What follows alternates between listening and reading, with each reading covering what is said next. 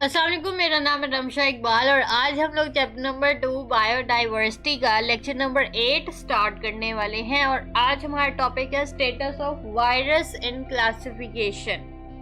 हम लोगों ने क्लासिफिकेशन सिस्टम में हम लोगों ने सारी डोमेन्स पढ़ ली हैं, किंगडम्स पढ़ ली हैं। डोमेन यूकेरिया में जितनी किंगडम्स से सारों को डिटेल में पढ़ ली है।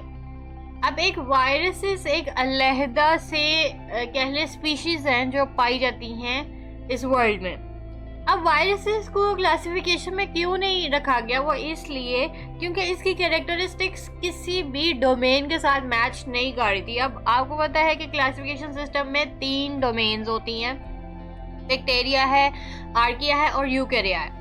अब तीनों डोमेन्स के अंदर जितनी भी उनकी कैरेक्टरिस्टिक्स थी, वायरसेस की जो कैरेक्टरिस्टिक्स थी वो उनके साथ मैच नहीं कर रही थी। इसी वजह से क्लासिफिकेशन सिस्टम में वायरसेस को ऐड नहीं किया गया।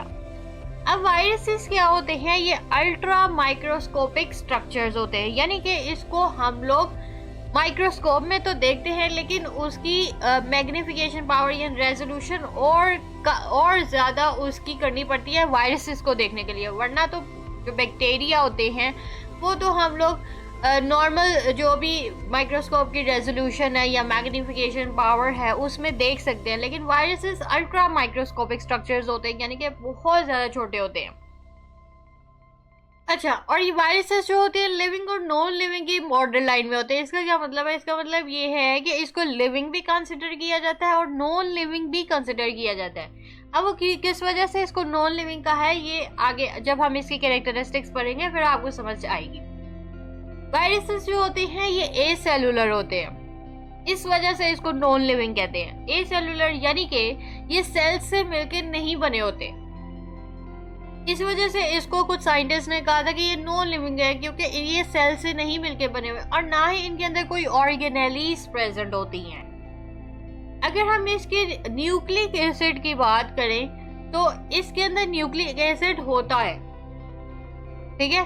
तो इस वजह से इसको लिविंग भी कंसीडर किया गया, क्योंकि इसके अंदर न्यूक्लिक एसिड प्रेजेंट है। अब न्यूक्लिक एसिड इसके अंदर डीएनए नहीं होता, इसके अंदर आरएनए होता है, राइबो न्यूक्लिक एसिड होता है, ठीक है। और इसके स्ट्रक्चर में इस तरह से होता है कि अंदर जो है वो न्यूक्लिक एसिड होता है, यानी कि आरएनए होता है, और आरएनए जो होता है वो सिंगल स्ट्रैंडेड होता है, यानी कि एक स्ट्रैंड होता है। डीएनए का डबल स्ट्रैंड होता है और आरएनए का सिंगल स्ट्रैंड होता है।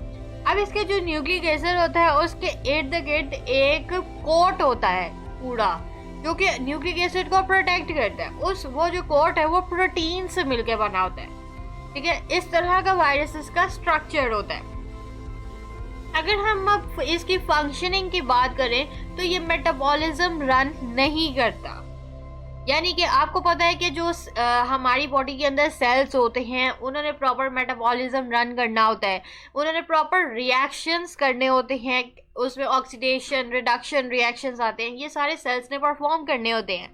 अब मसला ये है कि वायरसेस के अंदर तो सेल्स हैं ही नहीं, ठीक है, इसकी वजह से वो मेटाबॉलिज्म रन नहीं करता।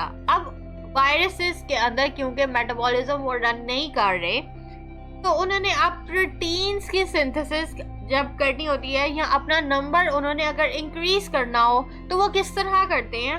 वो इस तरह से करते हैं कि वायरसेस जो होते हैं वो ऑर्गेनिजम्स के अंदर पैरासाइट्स के लिहाज से रहना शुरू कर देते हैं। यानी कि पैरासाइट्स क्या होते हैं? पैरासाइट्स वो वाले ऑर्गेनिजम्स होते हैं जो कि दूसरे ऑर्गेनिज्म के अंदर या बाहर रहते हैं और खुद उनको नुकसान पहुंचाते हैं, लेकिन खुद फायदा अपना ले रहे होते हैं। तो इस केस में क्या होता है कि वायरसेस हमारी बॉडी के अंदर जाते हैं और वो पैरासाइट्स का रोल प्ले करते हैं। अब वो पैरासाइट्स के किस तरह से रोल प्ले करते हैं कि वो हमें तो हार्म पहुंचाते हैं, यानी कि हमारे अंदर वायरल इन्फेक्शन हो जाता है, लेकिन खुद वो क्या करते हैं? अपना नंबर इंक्रीज करना शुरू कर देते हैं और अपनी प्रोटीन्स बनाते हैं, ठीक है। तो अपनी लिविंग के लिए तो वो एज अ पैरासाइट्स रह सकते हैं, लेकिन इन रिटर्न जो होस्ट होता है उसको क्या करते हैं? हार्म प्रोवाइड करते हैं।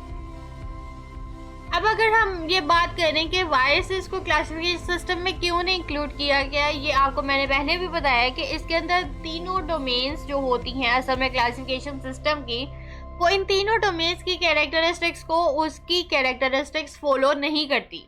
इसकी वजह से इसको क्लासिफिकेशन सिस्टम में इंक्लूड नहीं किया गया। अच्छा, अब वायरसेस की आगे दो टाइप्स हैं, एक होती है प्रायोन्स, एक होती है वायरॉइड्स। प्रायोन्स और वायरॉइड्स क्या होते हैं? ये भी वायरसेस की तरह ए सेलुलर पार्टिकल्स होते हैं, यानी कि इनके अंदर भी ये सेल से मिलकर नहीं बने होते, ना ही इनके अंदर कोई ऑर्गेनेलीज प्रेजेंट होती हैं। इसकी वजह से प्रायोन्स और वायरॉइड्स को भी क्लासिफिकेशन सिस्टम में ऐड नहीं किया गया, क्योंकि ये उनकी कैरेक्टरिस्टिक्स के साथ, डोमेन्स जो 3 हैं उनके साथ ये मैच नहीं कर रहे। ठीक है, अगर अब हम प्रायोन्स और वायरॉइड्स के स्ट्रक्चर की बात करें तो प्रायोन्स जो होता है इसका स्ट्रक्चर इस तरह से होता है कि इसके अंदर सिर्फ प्रोटीन्स प्रेजेंट होती हैं, यानी कि ये प्रोटीन से मिलके बने होते हैं प्रायोन्स। और जो वायरॉइड्स होते हैं उनके अंदर सर्कुलर आरएनए होता है, यानी कि सिंगल स्ट्रैंडेड आरएनए तो है लेकिन वो सर्कल की फॉर्म में प्रेजेंट होता है। ठीक है, वायरॉइड्स का इस तरह से स्ट्रक्चर होता है। अगर आपने पेपर में अगर ये आएगा तो इसको याद रखने के लिए एक ये कह ले कि क्लू है कि प्रायोन्स पी से होता है, तो यानी कि इसके अंदर प्रोटीन्स जो कि पी से बनती हैं तो वो प्रोटीन से बनी होती है। ठीक है, वायरॉइड्स जो होते हैं उसके अंदर सर्कुलर आरएनए होता है। अब ये भी जो है वो जिस तरह वायरसेस हमारे अंदर इन्फेक्शंस कॉज करते हैं, ये भी प्रायोन्स और वायरस होते हैं, ये इन्फेक्शंस डिजीजेस कॉज करते हैं, लेकिन ये प्लांट्स के अंदर करते हैं, ह्यूमंस के अंदर नहीं ये एंटर होते हैं। और लेकिन ये कैंसर का भी कॉज है, ये जो प्रायोन्स और वायरस है। अब मैं आपको ये बुक से पढ़ा देती हूँ। यहाँ से आज हम लोगों ने स्टार्ट किया है status of virus in classification. ये बहुत इंपॉर्टेंट शॉर्ट क्वेश्चन है, ये पूरा टॉपिक आपने शॉर्ट और एमसीक्यूज के लिए लास्ट में प्रिपेयर करना। प्रायोन्स और वायरस ये छोटे से बॉक्स के अंदर ये एक्सप्लेन किया हुआ था, ये बहुत ज़्यादा इम्पॉर्टेंट है, इसका डिफरेंस आ जाता होता है। ठीक है, इसके बाद यहाँ पे कैरेक्टरिस्टिक्स बताई हुई हैं डोमेन्स की और किंगडम्स की, जो कि ऑलरेडी हम सारा पढ़ चुके हैं। ये शॉर्ट फॉर्म में एक टेबल की फॉर्म में उन्होंने सारी उसकी कह ले कि तीनों डोमेन्स की डिटेल बता दिया। आप सिर्फ अगर ये भी याद कर लेंगे तो आपका पूरा टॉपिक क्लियर हो जाएगा। सिर्फ हो सकता है कि पेपर में सिर्फ ये टेबल ही आपको लॉन्ग क्वेश्चन में आ जाए। ठीक है, तो ये लाजमी तौर पे याद करना है। उसके बाद यहाँ पे कोरोना वायरस के बारे में लिखा हुआ है कि 2019 में ये पूरी, आपको भी इस बारे में पता होगा कि इस तरह से ये पूरी पैंडेमिक जो है थ्रू आउट द वर्ल्ड ये स्प्रेड हुई थी कोरोना वायरस की। और इसमें भी ये था कि इस तरह से डिजीज़ होती थी कि ये वायरस जो है वो जब कोई स्नीज करता था, कफिंग करता था, तो दूसरे जो भी पर्सन होता था वो उसको इनहेल करता था तो उसको भी कोरोना वायरस हो जाता था। ठीक है, तो इसके लिए बाद में फिर वैक्सीनेशन आई थी और वैक्सीन ने बहुत इंपॉर्टेंट रोल प्ले किया था इम्यून सिस्टम को। वो क्या करता था, हेल्प करता था इम्यून सिस्टम को, जिसकी वजह से वो वायरसेस के अगेंस्ट फाइट करना शुरू हो गई थी वैक्सीन। लेकिन फिर भी कोरोना वायरस की बहुत ज़्यादा कह लें कि उसकी टाइप्स थी, जिसकी वजह से अभी तक तो प्रॉपर वैक्सीनेशन सिस्टम इसका अभी भी नहीं आया। ठीक है, तो आज हमारा टॉपिक बस इतना ही था। ये आपने लास्ट में ये वाला टॉपिक याद करना है, शॉर्ट और एमसीक्यूज के लिए लॉन्ग में नहीं आता।